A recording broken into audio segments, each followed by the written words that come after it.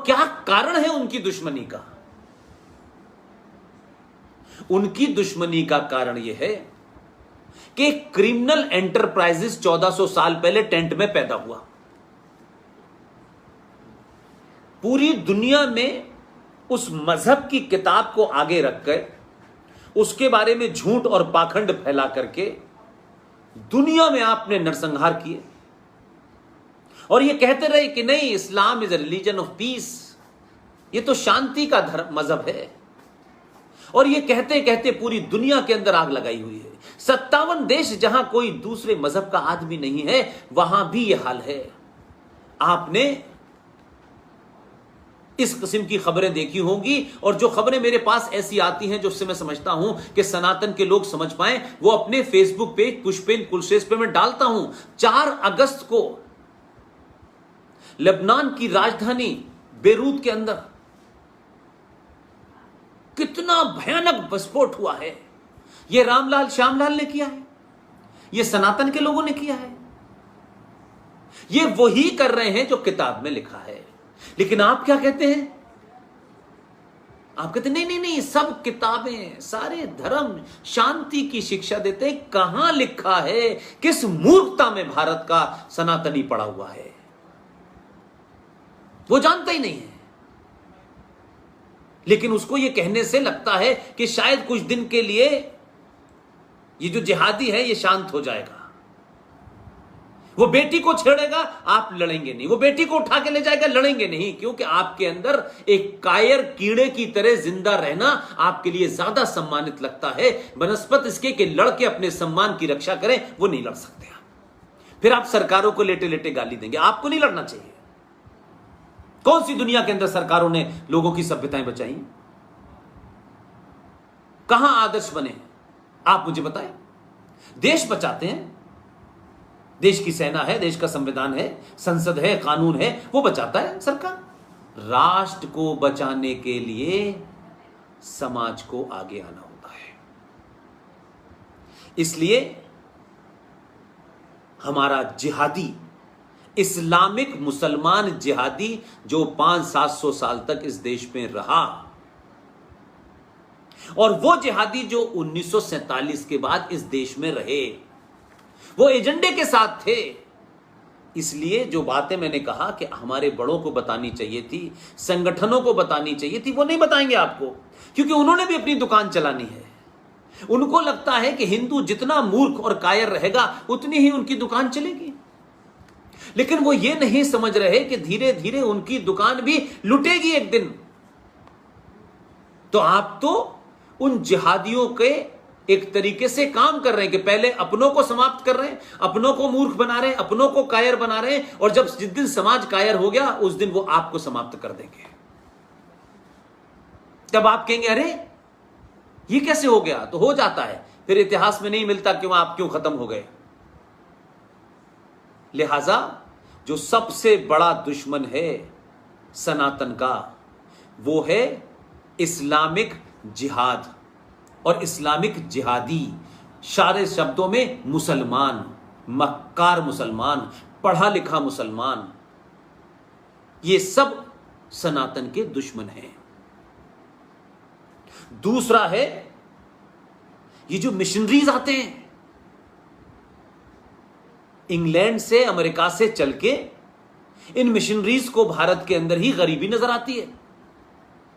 यहीं इन्हें दया और करुणा इनकी निकलती है, यहीं मदर टेरेसा पैदा होती हैं। ये मदर टेरेसा कभी सऊदी अरब में जाके मानवता के लिए काम क्यों नहीं करती, जहां हर जुमे के बाद किसी के हाथ काट दिए जाते हैं, किसी को गोली मार दी जाती है। वहां जाकर के बताएं मानवता क्या होती है। जहां शरिया लागू है वहां बताएं कि औरत को जमीन में गाड़ करके पूरे लोग पत्थर मारते हैं। वहां नहीं जाते। लेकिन क्योंकि इन मिशनरीज का एजेंडा है कन्वर्जन,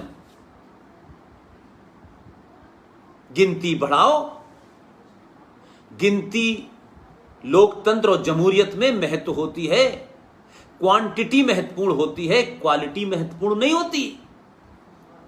और फिर सरकारें बदलो, और फिर सरकार बदलने के बाद सुप्रीम कोर्ट के 5 जजों का ऑर्डर शाहबानो पे आए, उसे संसद में बदलवा दो। रात के अंधेरे में जब देश का सारा अपोजिशन जेल में है, तो धारा हमारे जो संविधान में 42वां संशोधन हुआ, तो आपने रातों रात 1976 में भारत के संविधान के प्रियम्बल में, जिसमें कभी बदलाव नहीं हो सकता, किसी दुनिया के प्रियम्बल में बदलाव नहीं हो सकता, संविधानों में बदलाव हो सकता है, उसमें अमेंडमेंट होते हैं, लेकिन आपने बदल दिया, सेकुलरिज्म और सोशलिज्म डाल दिया, और सेकुलर भी डाला और मुस्लिम पर्सनल लॉ बोर्ड को कानूनी मान्यता भी दे दी, और अल्पसंख्यक आयोग के नाम पे हजारों खरबों रुपया जो हम आप टैक्स से भरते हैं, वो मुसलमानों को पढ़ाने और उनकी जिहादी फैक्ट्रियां जो मदरसे हैं उसमें भी जा रहा है। तो ये एक नहीं, सभी तरह से चल रहा है।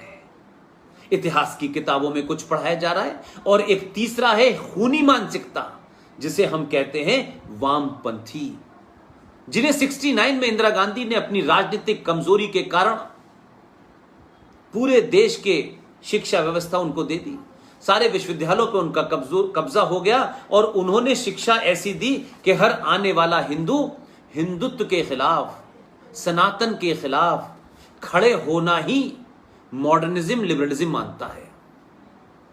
और जो बहस नहीं कर सकते, जिनको बड़ी फ्री स्पीच की चिंता है, जो बार बार कहते हैं कि फ्रीडम ऑफ स्पीच होनी चाहिए, वो कुरान में मोहम्मद के बारे में डिस्कस नहीं कर सकते, वो कुरान पे डिबेट नहीं कर सकते। एमएफ हुसैन दुर्गा का, लक्ष्मी की कैरिकेचर तो बना सकता है, मोहम्मद की नहीं बना सकता। वहां पे सारी फ्रीडम ऑफ स्पीच और आपके एक्सप्रेशन समाप्त हो जाता है, वहां कुछ नहीं होता। वहां एक विद्वान सलमान रश्दी कुछ लिख दे तो उसका गला काटने का फतवा जारी हो जाता है, और इस देश के 30 से 35 करोड़ मक्कार मुसलमान सरकारों पे दबाव बनाते हैं, व्यवस्था पे मुसलमान बनाते हैं कि वो भारत नहीं आ सकता। एक अबला महिला अपनी जान बचाते हुए इस देश में जान जगह छुपती घूमती है, लेकिन इस देश का वामपंथी, इस देश का मक्कार मुसलमान, जो हिंदू से तो चाहता है कि वो लिबरल रहे, हिंदू से तो चाहता है वो टॉलरेंट रहे, लेकिन खुद तलवार लेके खड़ा रहता है। और हमारे ही कुछ मूर्ख कहते हैं, देखिए हमें ये नहीं करना चाहिए, वो नहीं करना। अरे हमें क्या नहीं करना चाहिए, कभी उनसे पूछो कि क्या नहीं करना चाहिए।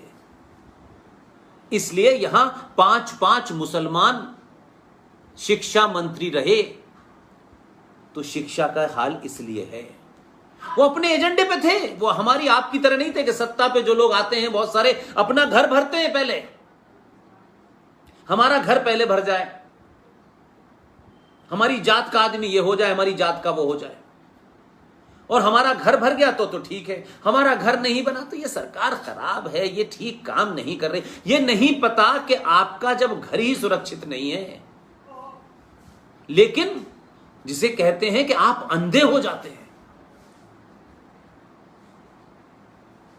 आपको जब लालच की आदत पड़ जाती है तो आप कायर होते हैं, और आप इतने अंधे हो जाते हैं कि आपको यह समझ नहीं आया कि ये तमाम सारी चीजें जो मैं कर रहा हूं ये कितने दिन तक सुरक्षित रहेंगी। और ये नहीं सोचा था कश्मीरी मेरे भाइयों ने, तो उनका क्या हाल हुआ, दुनिया में कोई नहीं बोला उनके लिए। क्यों? कि प्रतिकार नहीं किया उन्होंने, या वो बेचारे उस वक्त प्रतिकार करने की स्थिति में नहीं थे, इसलिए कि उन्होंने सोचा ही नहीं था। तो हम प्रलय की बात सोचते हैं, हम क्या क्या सोचते हैं, लेकिन ये नहीं सोचते कि ये जो बराबर में रह रहा है ये पागल जिहादी किसी दिन भी गड़बड़ कर सकता है। हम इसकी शर्तों पे रह रहे हैं, ये हमारी शर्तों पे नहीं रह रहा। ये 5 बजे उठ के क्यों भौंपू बजा करके चिल्लाएगा? इसको किसने अधिकार दे दिया कि मेरी नींद में खलल डाले? लेकिन हम सोचते हैं क्या फर्क पड़ता है भाई, 5 मिनट की तो बात है, वो 5 मिनट की बात ही तो अब 24 घंटे की हो गई। अब वो सड़क पे नमाज पढ़ रहा है, आपके घर के सामने नमाज पढ़ रहा है। अब आपके क्या बच के निकल जाना? ये जो बीमारी है, इधर से निकल जाना, इधर का रास्ता बंद तो उधर का रास्ता चले जाना। अब रास्ते बंद हो चुके हैं, और जब आपको एहसास हुआ कि रास्ते बंद हो चुके, तो अब क्या हुआ कि बेटा बेटी तो अमेरिका चले गए, अब आपने कहा हम क्या कर सकते हैं, मकान बेचा फिर कहीं चले गए। ऐसे ही होता हुआ आया है, इसलिए आज हम इस मुकाम पे पहुंचे हैं। लिहाजा मैं ये मानता हूं कि हमें ये तय कर लेना चाहिए कि इस देश एवं धर्म की रक्षा के लिए पहले तो अपने अंदर झूठ का, फरेब की ग्रंथियां, मक्कारी और पाखंड से बाहर आना चाहिए। और जब हम ये कहते हैं ये सन्यासी हैं, कौन सा ऐसा सन्यासी देखा है कि जो सन्यास भी लेगा और कंप्यूटर बाबा बनके मंत्री भी बनने के लिए लड़ेगा? कहां देखा ये? क्यों उस संत और सन्यासी नाम की ये जो संस्था है, जो सोच है, उसको अपवित्र कर रहे हो अपने झूठे मक्कार? हजारों मैंने ऐसे लोगों को देखा जिन पे गंभीर आरोप हैं, लेकिन एक वस्त्र पहनने के बाद वो कहते हैं हम संत हो गए। ये बात कड़वी हो सकती है, कुछ लोगों को बुरी लग सकती है, क्योंकि कुछ लोगों के हितों पे चोट हो रही होगी, लेकिन मुझे उनके हितों से ज्यादा इस राष्ट्र की चिंता है। वो चंद हो सकते हैं, 100, 50, 500 हो सकते हैं, लेकिन वो राष्ट्र नहीं है।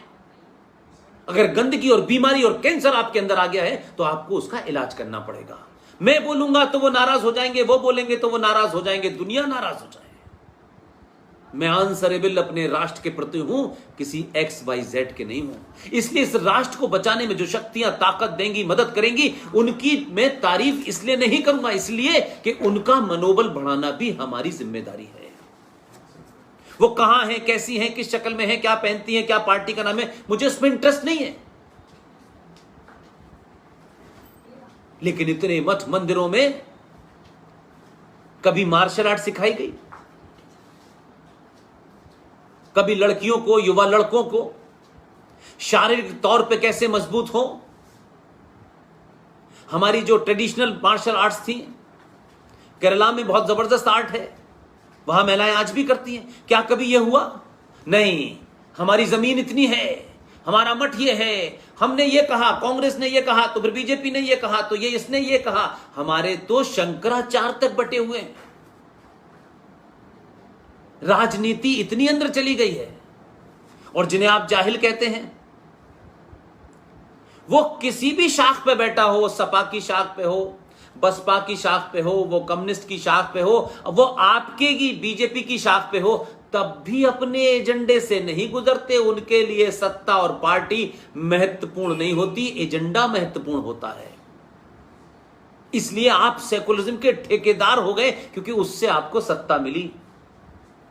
तो अब आपके सामने चेहरा उतरा है, नकाब उतर के उनके असली चेहरे को आपने देख लिया है, तो आप नहीं समझे। पूरा हिंदू सनातनी समाज बॉलीवुड और क्रिकेट में इतना मशगूल है, लगता है कि जीवन में सब कुछ वही है। कौन चला रहा है बॉलीवुड को और कौन चला रहा है आपके क्रिकेट को, यह आपको पता नहीं है। इसके लिए कुछ नई जानकारी चाहिए, इसके लिए कोई इतिहास की किताब पढ़नी है, और आज तो आपके पास फ्री में इंफॉर्मेशन है, आप उसको भी नहीं पढ़ना चाहते हैं। झूठ से बाहर निकलिए, सच्चाई का सामना कीजिए।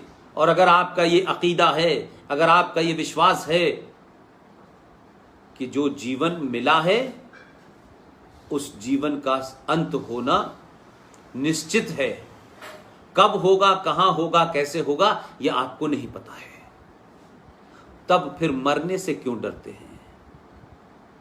अगर मौत नहीं आई है तो दुनिया की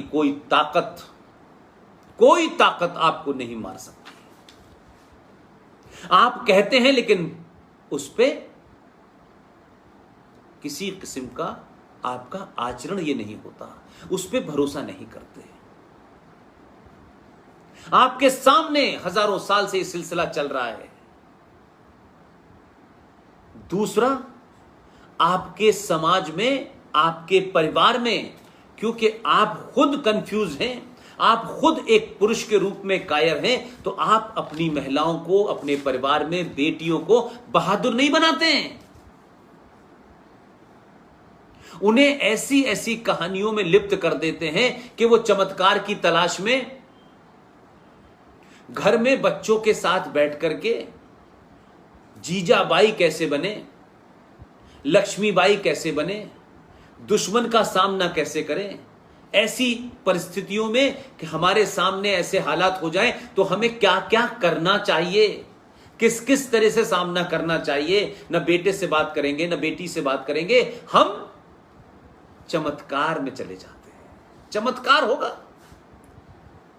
सोमनाथ मंदिर में जब गाजी गजनवी नाम का एक गुंडा मुसलमान अफगानिस्तान से चल के जब आया था, 50-40 उसके पास लुटेरे थे, तो वहां 500 पुजारी थे।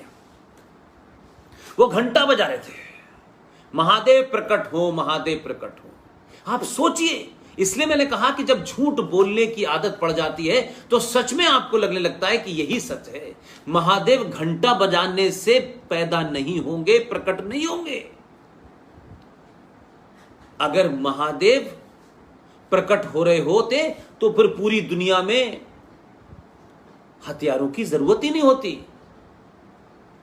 लड़ाइयां नहीं होती, भगवान राम तीर कमान लेके नहीं जाते, हमारे हर देवी देवता के हाथ में तलवार, फरसा और भाला नहीं होता।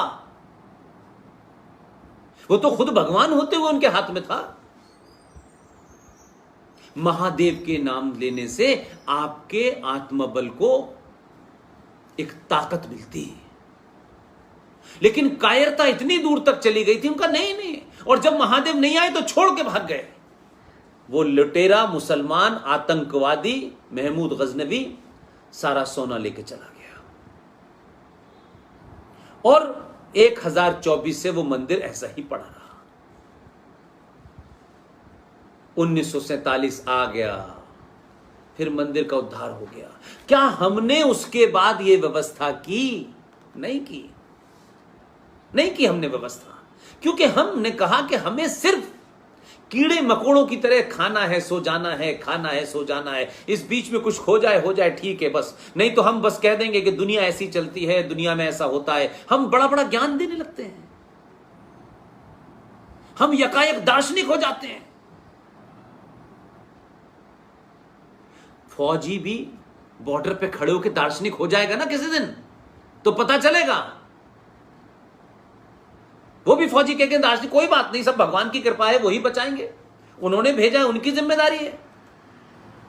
जिस दिन एसपीजी का गार्ड ये सोच लेगा ना, जो लोग ब्लैक कैट के अंदर रह रहे हैं कि नहीं भगवान है, तो फिर ब्लैक कैट लेके क्यों घूम रहे हो भाई? आपकी तो बड़ी आस्था है भारतीय संस्कृति और सनातन में। इसलिए मैंने कहा कि सेलेक्टिव झूठ जो है उसने आपको बर्बाद कर दिया है।